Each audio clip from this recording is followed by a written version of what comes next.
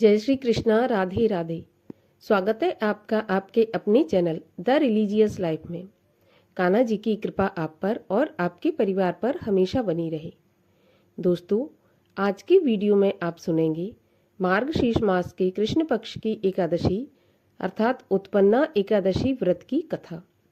उत्पन्ना एकादशी का व्रत संपूर्ण एकादशियों में सर्वप्रथम व्रत माना जाता है। आज ही के दिन माता एकादशी की उत्पत्ति हुई थी। तो चलिए सुनते हैं एकादशी व्रत की कथा और जानते हैं कि किस प्रकार माता एकादशी का प्रादुर्भाव हुआ। तो यदि आपको इस प्रकार के वीडियो पसंद हैं तो प्लीज़ आप मेरे चैनल को सब्सक्राइब करें। आज का वीडियो अच्छा लगता है तो वीडियो को लाइक भी करें और ज़्यादा से ज़्यादा अपने दोस्तों और रिश्तेदारों में शेयर करें। तो चलिए अब हम आरंभ करते हैं उत्पन्ना एकादशी व्रत की कथा। युधिष्ठिर ने भगवान श्री कृष्ण से पूछा कि भगवान, पुण्यमयी एकादशी तिथि कैसे उत्पन्न हुई, इस संसार में क्यों पवित्र मानी जाती है और देवताओं को यह कैसे प्रिय हुई। तब भगवान श्री कृष्ण बोले कि हे कुंती नंदन, प्राचीन समय की बात है। सत्य युग में एक मुर नामक दानव रहता था। वह बड़ा ही अद्भुत, अत्यंत रौद्र और संपूर्ण देवताओं के लिए भयंकर था। उस काल रूपधारी दुरात्मा महासुर ने इंद्र को भी जीत लिया था।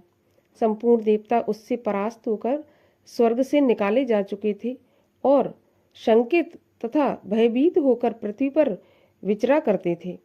एक दिन सब देवता महादेव जी के पास गए। वहां इंद्र ने भगवान शिव के आगे सारा हाल कह सुनाया। इंद्र बोले, हे महेश्वर, ये देवता स्वर्ग लोक से निकाले जाने के बाद पृथ्वी पर विचर रहे हैं। मनुष्यों के बीच रहना इन्हें शोभा नहीं देता। हे प्रभु, कोई उपाय बतलाइए, ये देवता किसका सहारा लें। तब महादेव जी ने कहा कि हे देवराज, जहाँ सबको शरण देने वाले, सबकी रक्षा में तत्पर रहने वाले जगत के स्वामी भगवान गरुड़ध्वज विराजमान हैं, वहाँ जाओ, वे तुम लोगों की रक्षा करेंगे। भगवान श्री कृष्ण कहते हैं कि हे युधिष्ठिर, महादेव जी की ऐसी बात सुनकर परम बुद्धिमान देवराज इंद्र संपूर्ण देवताओं के साथ क्षीर सागर में गए। वहां भगवान गदाधर सो रहे थे। इंद्र ने हाथ जोड़कर उनकी स्तुति की। इंद्र बोले, हे देव देवेश्वर, आपको नमस्कार है। देव, आप ही पति है, आप ही मति है, आप ही करता है, आप ही कारण है, आप ही सब लोगों की माता और आप ही इस जगत के पिता हैं। देवता और दानव दोनों ही आपकी वंदना करते हैं। हे पुंडरीकाक्ष, आप दैत्यों के शत्रु हैं। हे मधुसूदन, हम लोगों की रक्षा कीजिए। हे प्रभु जगन्नाथ, अत्यंत उग्र स्वभाव वाले महाबली मुर नामक दैत्य ने इस संपूर्ण देवताओं को जीतकर स्वर्ग से बाहर निकाल दिया है। हे भगवान, हे देव देवेश्वर, हे शरणागत वत्सल, देवता भयभीत होकर आपकी शरण में आए हैं। दानवों का विनाश करने वाले, हे कमल नयन, हे भक्त वत्सल, हे देवेश्वर जनार्दन, हमारी रक्षा कीजिए। भगवान, शरण में आए हुए देवताओं की सहायता कीजिए। इंद्र की बात सुनकर भगवान विष्णु बोले कि देवराज, यह दानव कैसा है, उसका रूप और बल कैसा है तथा उस दुष्ट के रहने का स्थान कहाँ है। तब इंद्र बोले कि भगवान, पूर्व काल में ब्रह्मा जी के वंश में तालजंग नामक एक महान असुर उत्पन्न हुआ था, जो अत्यंत ही भयंकर था। उसका पुत्र मुर नाम के दानव से विख्यात है। वह भी अत्यंत उत्कट, महापराक्रमी और देवताओं के लिए भयंकर है। चंद्रावती नाम से प्रसिद्ध एक नगरी है, उसी में स्थान बनाकर वह निवास करता है। उस दैत्य ने समस्त देवताओं को परास्त करके उन्हें स्वर्ग लोक से बाहर निकाल दिया। उसने एक दूसरे ही इंद्र को स्वर्ग के सिंहासन पर बिठा दिया। अग्नि, चंद्रमा, सूर्य, वायु तथा वरुण भी उसने दूसरे ही बनाए हैं। हे जनार्दन, मैं सच्ची बात बता रहा हूँ, उसने सब कोई दूसरे ही कर लिए। देवताओं को तो उसने उनके प्रत्येक स्थान से वंचित कर दिया है। इंद्र की बात सुनकर भगवान जनार्दन को बड़ा क्रोध आया। उन्होंने देवताओं को साथ लेकर चंद्रावती नगरी में प्रवेश किया।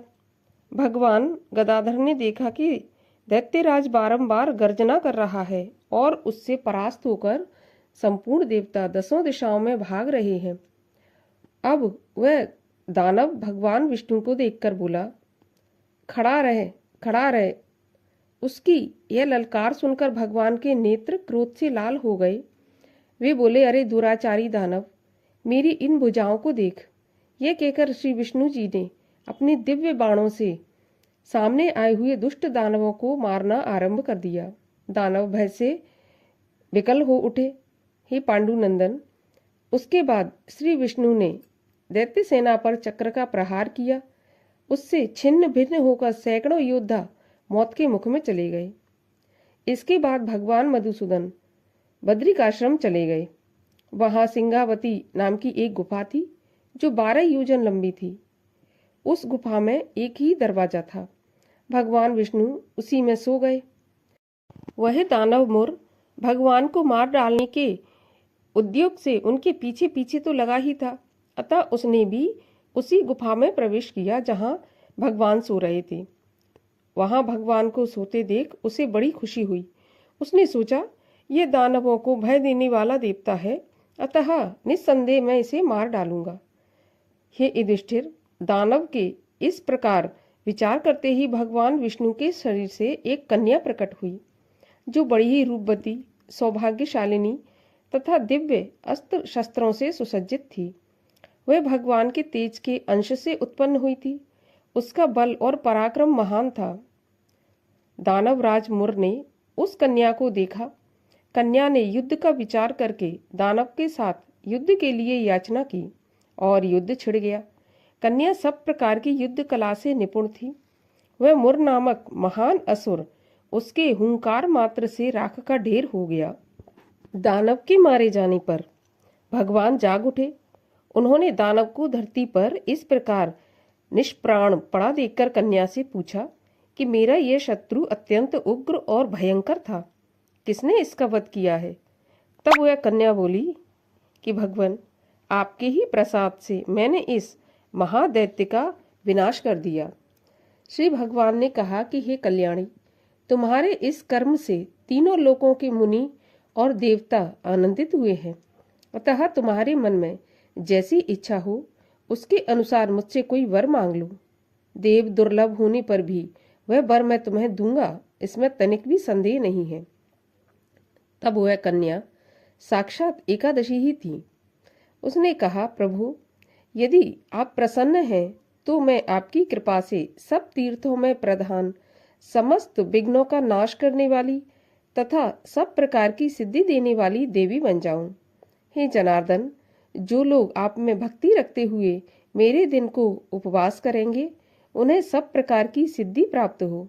हे माधव, जो लोग उपवास, नक्त भोजन अथवा एक भुक्त करके मेरे व्रत का पालन करें, उन्हें आप धन, धर्म और मोक्ष प्रदान कीजिए। श्री विष्णु जी बोले कि हे कल्याणी, तुम जो कुछ कहती हो वह सब पूर्ण होगा। भगवान श्री कृष्ण कहते हैं कि युधिष्ठिर, ऐसा वर पाकर महाप्रता एकादशी बहुत प्रसन्न हुई। दोनों पक्षों की एकादशी समान रूप से कल्याण करने वाली है। इसमें शुक्ल पक्ष और कृष्ण पक्ष का कोई भेद नहीं करना चाहिए। यदि उदय काल में थोड़ी सी भी एकादशी, मध्य में पूरी द्वादशी और अंत में किंचित त्रयोदशी हो तो वह त्रिस्पर्शा एकादशी कहलाती है। भगवान की बहुत ही प्रिय एकादशी होती है। यदि एक त्रिस्पर्शा एकादशी को उपवास कर दिया जाए तो 1000 एकादशी व्रतों का फल प्राप्त हो जाता है तथा इसी प्रकार द्वादशी में पारण करने पर 1000 गुना फल माना गया है। अष्टमी, एकादशी, षष्ठी, तृतीया और चतुर्दशी में यदि पूर्व तिथि से विद्ध हो तो उनमें व्रत नहीं रखना चाहिए। परिवर्तनी तिथि से युक्त होने पर ही इनमें उपवास का विधान है। पहले दिन में दिन और रात में भी अगर एकादशी हो तथा दूसरे दिन केवल प्रातः काल एक दंड एकादशी रहे तो पहली एकादशी का त्याग करते हुए दूसरे दिन की द्वादशी युक्त एकादशी को ही उपवास रखना चाहिए। यह विधि मैंने दोनों पक्षों की एकादशी के लिए बताई है। जो भी मनुष्य एकादशी को उपवास करता है वह वैकुंठ धाम में जाता है। जहाँ साक्षात भगवान गरुड़ध्वज विराजमान रहते हैं। जो मानव हर समय एकादशी के महात्म का पाठ करता है उसे 1000 गौदान के पुण्य का फल प्राप्त होता है। जो दिन या रात में भक्ति पूर्वक इस महात्म का श्रवण करते हैं वे निस्संदेह ब्रह्म हत्या आदि पापों से मुक्त हो जाते हैं।